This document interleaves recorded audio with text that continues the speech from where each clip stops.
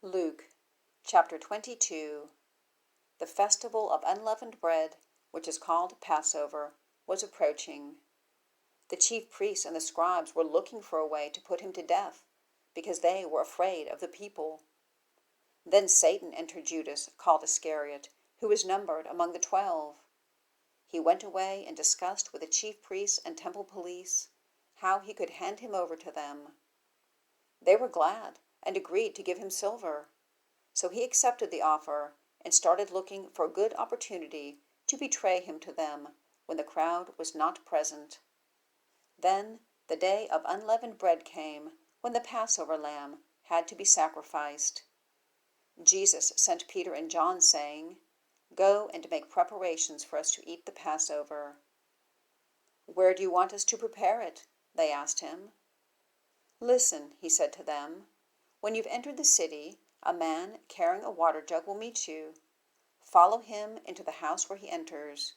Tell the owner of the house, 'The teacher asks you, where is the guest room where I can eat the Passover with my disciples?' Then he will show you a large, furnished room upstairs. Make the preparations there." So they went and found it just as he had told them, and they prepared the Passover. When the hour came, he reclined at the table, and the apostles with him. Then he said to them, "I have fervently desired to eat this Passover with you before I suffer. For I tell you, I will not eat it again until it is fulfilled in the kingdom of God." Then he took a cup, and after giving thanks, he said, "Take this and share it among yourselves. For I tell you, from now on I will not drink of the fruit of the vine until the kingdom of God comes."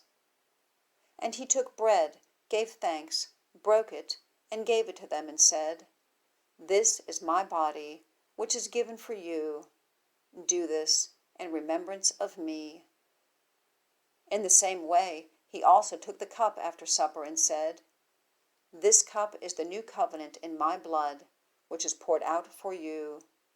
But look, the hand of the one betraying me is at the table with me. For the Son of Man will go away as it has been determined, but woe to that man by whom he is betrayed." So they began to argue among themselves which of them it could be who was going to do it. Then a dispute arose among them about who should be considered the greatest. But he said to them, "The kings of the Gentiles lord it over them, and those who have authority over them have themselves called benefactors. It is not to be like that among you. On the contrary, whoever is greatest among you should become like the youngest, and whoever leads like the one serving. For who is greater, the one at the table or the one serving? Isn't it the one at the table? But I am among you as the one who serves. You are those who stood by me in my trials. I bestow on you a kingdom, just as my Father bestowed one on me, so that you may eat and drink at my table in my kingdom. And you will sit on thrones, judging the 12 tribes of Israel. Simon, Simon, look out. Satan has asked to sift you like wheat. But I have prayed for you, that your faith may not fail. And you, when you have turned back, strengthen your brothers." "Lord," he told him, "I'm ready to go with you both to prison and to death." "I tell you, Peter," he said, "the rooster will not crow today until you deny 3 times that you know me." He also said to them, "When I sent you out without money bag, traveling bag, or sandals, did you lack anything?" "Not a thing," they said.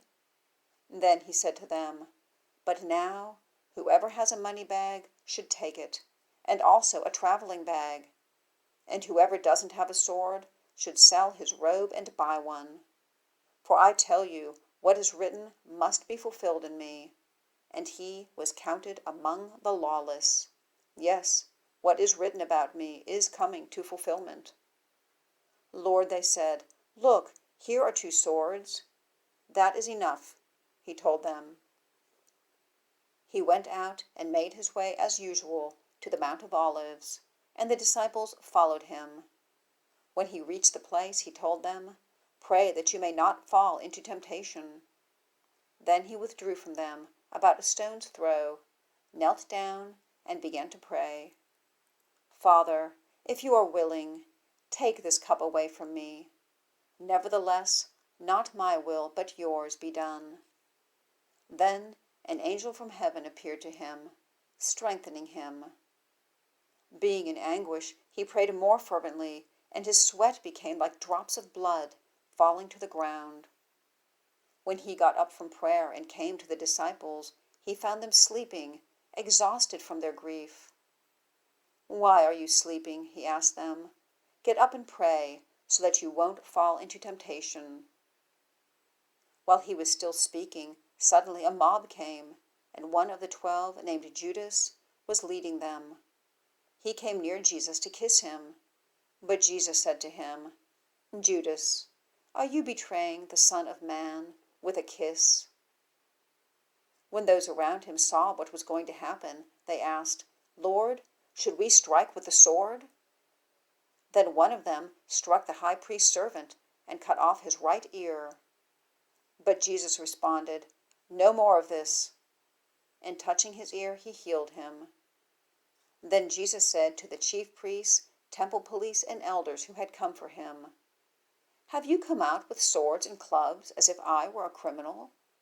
Every day while I was with you in the temple, you never laid a hand on me. But this is your hour and the dominion of darkness." They seized him, led him away, and brought him into the high priest's house. Meanwhile, Peter was following at a distance. They lit a fire in the middle of the courtyard and sat down together, and Peter sat among them. When a servant saw him sitting in the light and looked closely at him, she said, "This man was with him too." But he denied it. "Woman, I don't know him." After a little while, someone else saw him and said, "You're one of them too." "Man, I am not," Peter said. About an hour later, another kept insisting, "This man was certainly with him, since he's also a Galilean." But Peter said, "Man, I don't know what you're talking about." Immediately, while he was still speaking, a rooster crowed. Then the Lord turned and looked at Peter.